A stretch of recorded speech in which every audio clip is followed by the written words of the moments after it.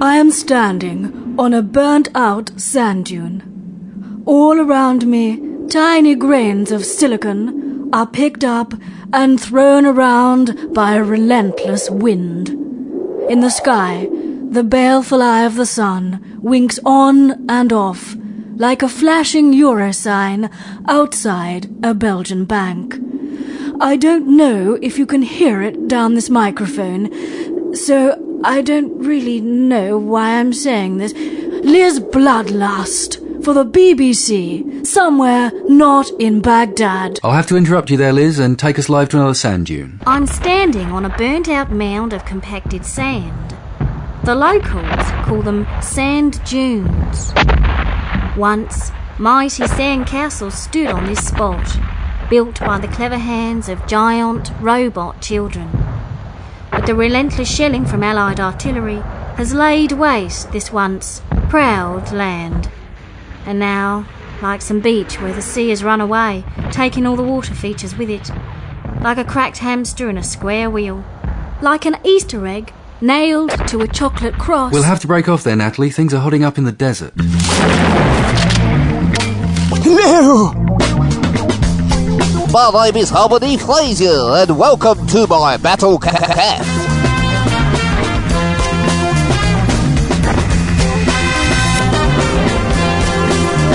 Coming up! More burgers and friendly fries.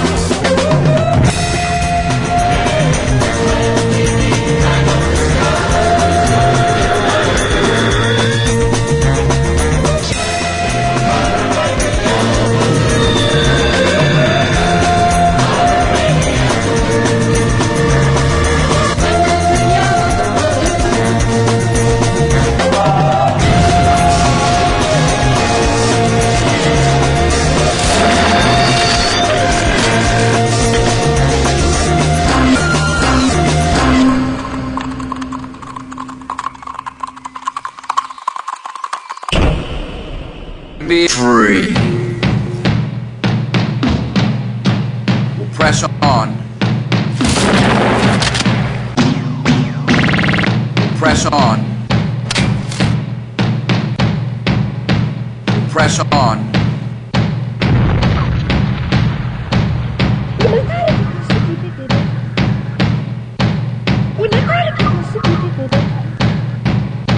Until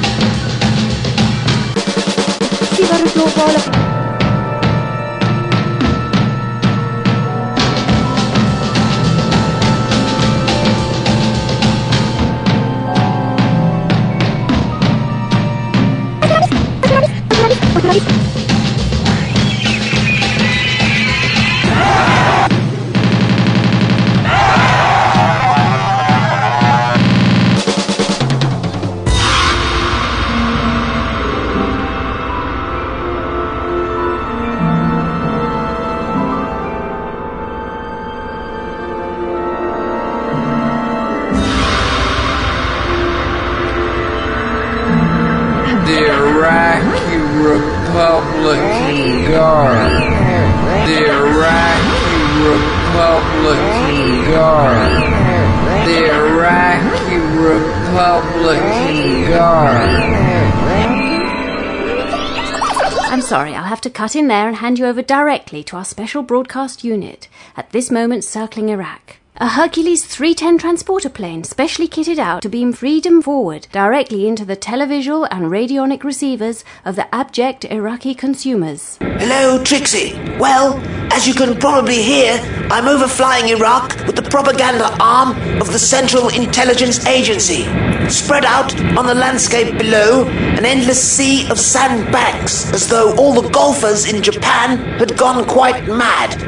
You can hear the rattle and hum of the Q-2050 Hercules transporter aircraft.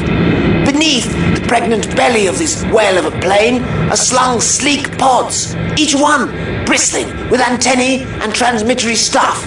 And from this digital platform in the sky, American agents bombard the subjected Iraqis with television programs. They've even got teletext. Let's see what's on next. Yeah. It's a soap opera called, if you can believe it, The Adventures of Chemical Sally. And even more incredible, it stars, so I'm told, Joan Armatrading, a British punk rock star of yesteryear. Heads up, it's about to begin. Voice of America presents a white propaganda exercise starring Joan Armatrading in The Adventures of Chemical Sally.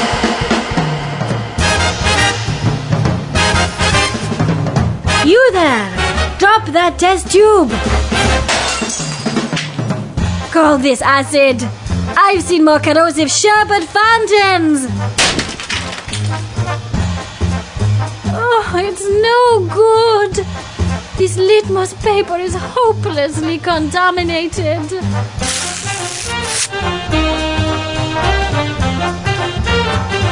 Chemicals. The formulas. The molecular configuration. The very smell of them. I love chemicals.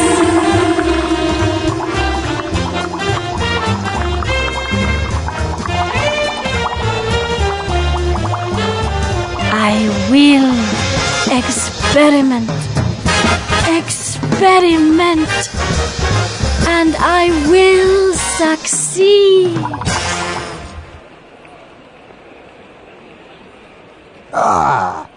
Chemical Sally, there you are. Where have you been hiding? I've been looking all over for you. Why, in the name of the glorious leader, aren't you in your lab? Ali, give me a freaking break. The bush bid all night up in that freezing laboratory, slaving over a hot Bunsen burner. Not so loud, Sally. You know what happens to those who complain. Ali, but I'm so tired. So very tired. My limbs are as mucky oven chips. I need to sleep. Sleep. Go to sleep. Be careful, Chemical Sally. You know what happens to those who sleep. They never wake up again. Exactly. Anyhow, why don't you quickly cook up another batch of that own recipe Sally-amphetamine? By the holy Mount of Blair, a fellow can party for days on a gram of that shit. Chemicals. All anybody wants me for is my chemicals. Even my sweet husband has me mixing him up a bowl of ecstasy when he returns from martyring on the front lines. But Sally, you are an inspiration to us all. One day, every Iraqi child will have their own Bunsen burner. Yes, and the anti-infidel chemistry set.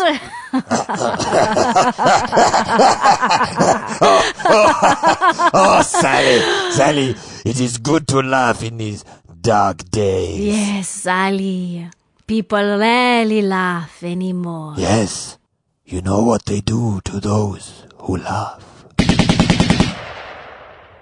So, Sally, tell me, what have you come up with? All night in the lab, eh?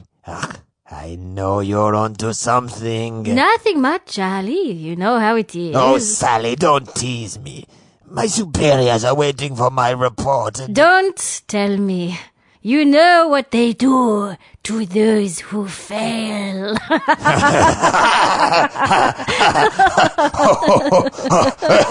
Oh, Sally, you are a one. But it is good to laugh in these perilous times. Well, I'm sorry, Ali. I've really dropped you in the shit this time. Whatever do you mean? I have nothing for you. Nothing? Nothing. You mean to tell me all those nights and days in the lab and you have nothing? Nothing. Not a blister agent, not even a fast-acting bacterial crotch rotter. Then I am finished. I promised my superiors results. Have you any idea what they will do to me, Sally? Ali! Ali! Ali! Ali, you great wet falafel. I'm winding you up. Sally, you daughter of an eyeless mother of a camel's ass. You had me going there. I had you going, Ali. You must admit I had you going. You child of the boils on the inside of Satan's anus. You really had me fooled. Oh. Well, do you want to know what I stumbled upon last night? Or are you going to sit there like a canister full of depleted uranium? Sally, what? What have you found? The Americans will rue the day they chose to invade our proud country. My new mixer will burn off their Yankee bulls, fry their infidel porky chops. What is this new chemical? Tell me. I have dubbed it Armageddon Mix. Armageddon Mix. I like it. It has a certain, finality.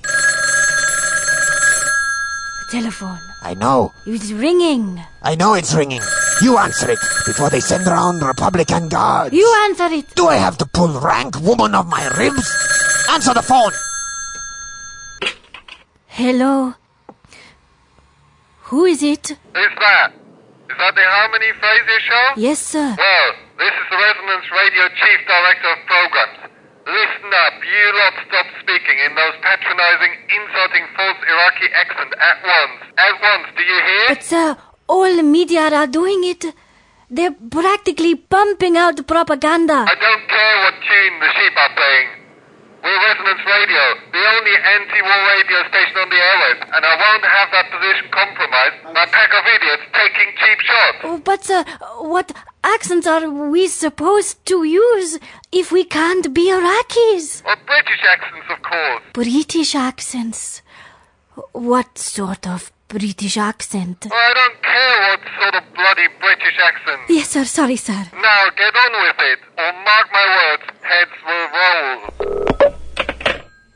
Chemical Sally, by the sword of the fencer. Who is that? Our great leader? For God's sake, Ali, stop that stupid Iraqi accent at once. Do you want to get us all fired?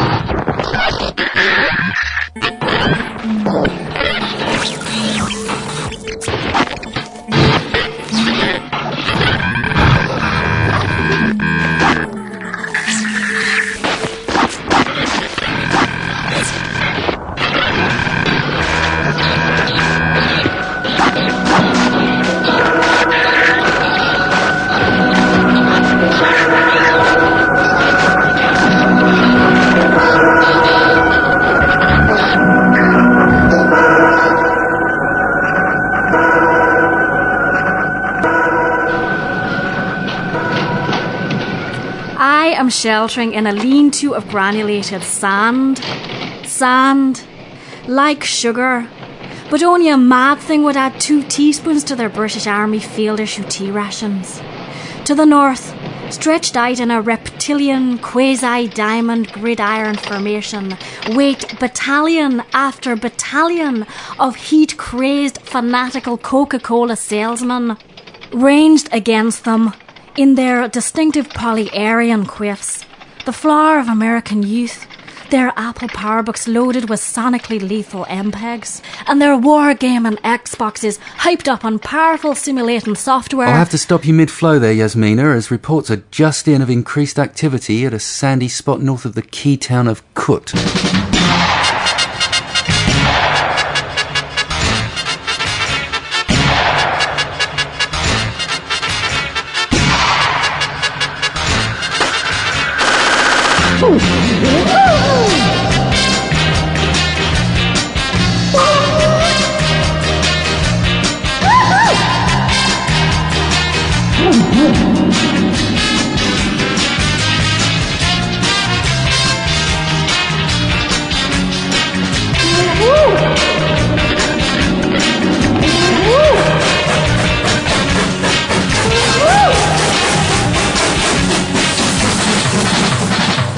Hello, Radio Fringe. Once again, it's your old pal Yarwood Dewlish, bringing y'all the word of the law. Now, Yarwood's just about gotten back from a fact-finding tour in that poor excuse for a country, Iraq. And y'all will be glad to know that what Yarwood saw there both gladdened his heart and expanded his mind. Looks like we's in for some right proper street fighting in the weeks to come, so it's just as well that you old britches out there to do it for us.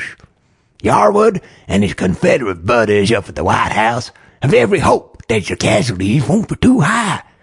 But even if they are, I guess it won't be the end of the world. 'Cause we reckon your soldier boys and girls give a mighty fine acquitting of themselves out there. After all, can't be a world of difference between murdering Republican Irish and murdering Republican guards. About face. Spread. Forward. What?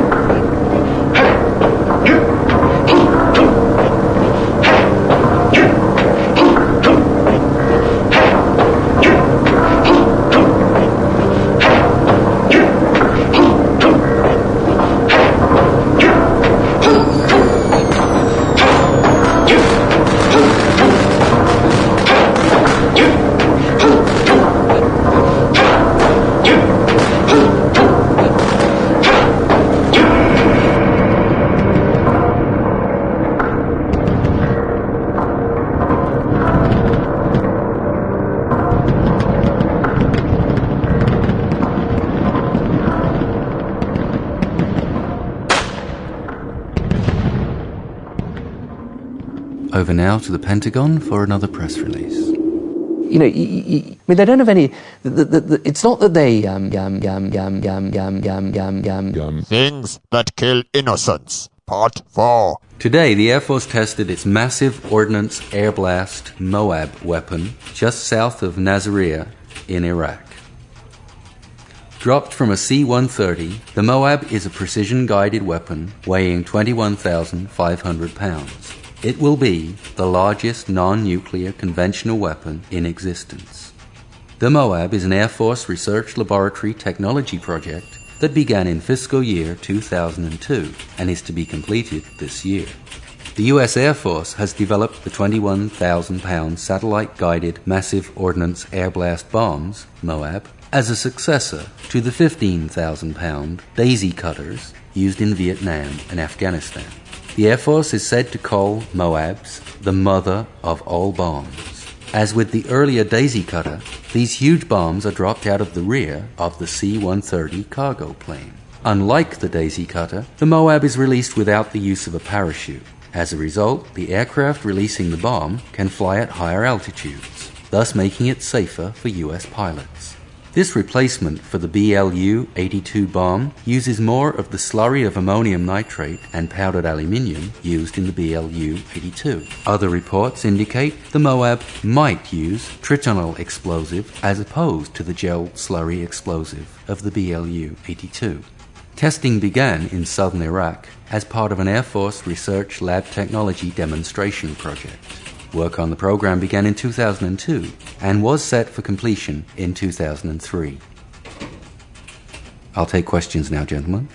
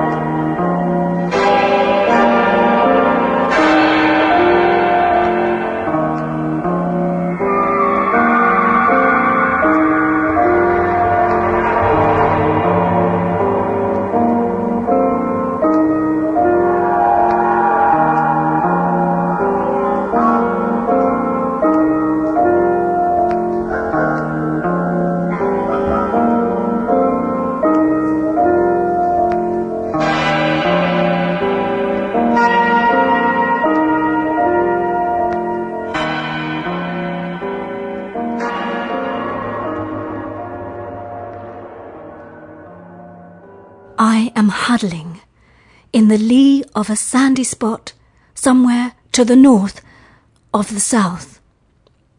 All around me you can hear the silence left by the sudden departure in the night of mechanized machines that clank and whir.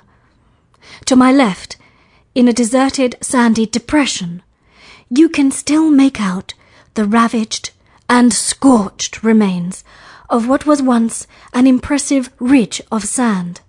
And now all that remains is a sandy hole, a sad if poignant reminder of the wages of We'll have to war. cut you off there, Ambrosier, and jump live to a hillock of sand somewhere in darkest Iraq.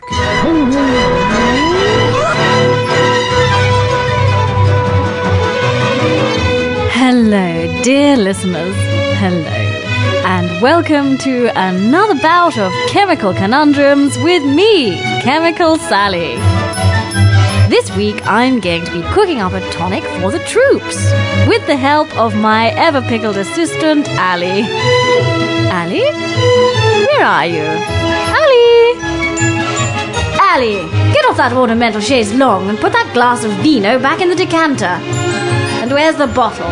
Put it back where it belongs, now. Okay, listeners, let's crack right on. I hope you've got your gas masks and rubber gloves handy, because this week's recipe is a cracker. Ali, fetch my gas mask and gloves in the cupboard. No, the one on the left.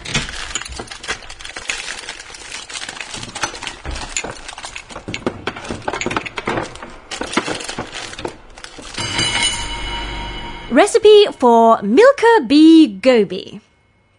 1 micromole, that's 20.9 milligrams, of K4FeO2 open bracket CN minus, close bracket 6. To those of you not up on your chemical symbology, that's potassium hexacyanoferrate 2. Ally, can you just place that into the beaker? No, Ally, into the beaker, yes. Now, go wash your hands. Kitchen help, I don't know. The next ingredient you need is 20 moles, or 360 millilitres for those of you who've gone metric already. Hold on, listeners. Just a tick. Ally, put that bloody wine bottle down and get on with the dishes, now! Sorry, dear listeners, where were we? Oh yes, 360 millilitres of 1.1 bihydrogen monooxygenium. Ally, bring that here! Do you hear? Now, whisk your 2 chemicals into a fine, powdery consistency and then heat in a brisk oil bath. Temperature 373 degrees Kelvin, finger hot, for about 15 minutes with constant stirring. Leave it there, Ally. There. What? No. Go and stand over there. Next, we let our mixture cool down to room temperature. Obviously, this will depend on your room. Expect a very hot room to take slightly less time than a very cold room. Or if you have a room like me, neither too hot or too cold, it will be somewhere in between. Then we take a bar of field issue KMnO4. Add 1 crumble of the potassium permanganate and stir briskly. Hold on, listeners. Hey, give me that poxy bottle now. Now go and clean out the oven. I don't know. Oh, here I am again, listeners. Now, stir that mixture until it is blood red. Finish off by placing it in an aerosol dispersal shell and lob at the invading armies of the USA. Simple. And next week we'll be cooking up a rather nasty and incurable viral infection. I call it sarsaparilla. Until then, be good, but not so very, very good.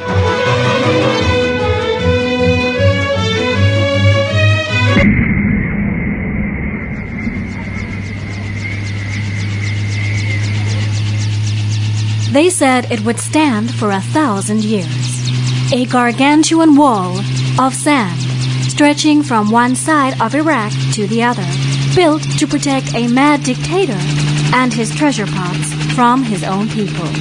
But now this curtain of sand has been swept away by the victorious coalition forces, like a puissant broom chasing a clutch of naughty spiders down a plug hole. And all around my desert boots lies evidence of that victory. From horizon to horizon, 360 degrees of the spoliation that is modern precision warfare. As far as the eye can see, burned and blackened sand, the crags of destruction, and the escarpments of annihilation. This is Dorothea Fear, reporting for NBC, somewhere in the cauldron of war, Iraq. Hello! My name is Harmon Phraisyar, and that was my frontal assault on Washington. A couple of empty chemical shells for my guests this week. Shafina Mulford, Andy Lowe and Mary Haggard. Oh look, it's sunny outside. Anyone for Sari?